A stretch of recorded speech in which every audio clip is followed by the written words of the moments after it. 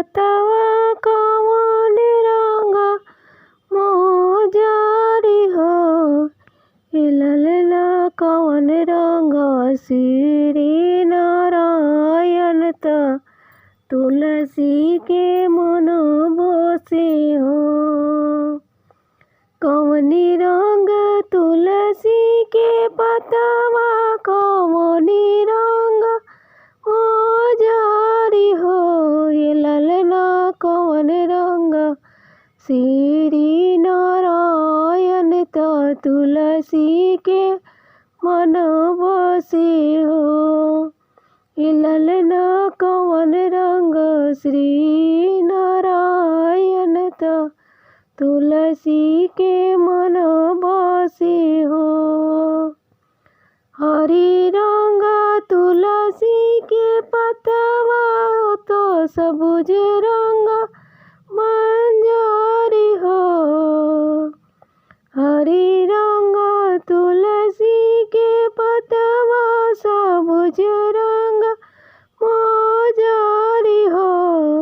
ललना सावन रंग श्री नारायण त तुलसी के मन बसे हो।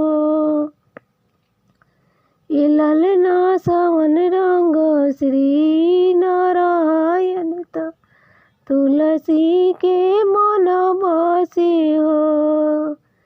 कापी है तुलसी के पतवा तो कापी है मोजर हो। कापी है तुलसी के पतवा तो कापी है मोजर हो। ललना कापी है श्री नारायण त तुलसी के मन बसे हो। ललना कापी है श्री नारायण त तुलसी के मन बसे हो। जल पी है तुलसी के पतवा तो अमृत पी है मोजरी हो। जल पी है तुलसी के पतवा तो अमृत पी है मोजरी हो। ललना मक्खन मिश्री श्री नारायण त तुलसी के मन बसे हो। ललना मक्खन मिश्री श्री नारायण त तुलसी के मन बसे हो। काई दी है तुलसी के पतवा तो काई दी है मोजरी हो। काई दी है तुलसी के पतवा तो काई दी है मोजरी हो।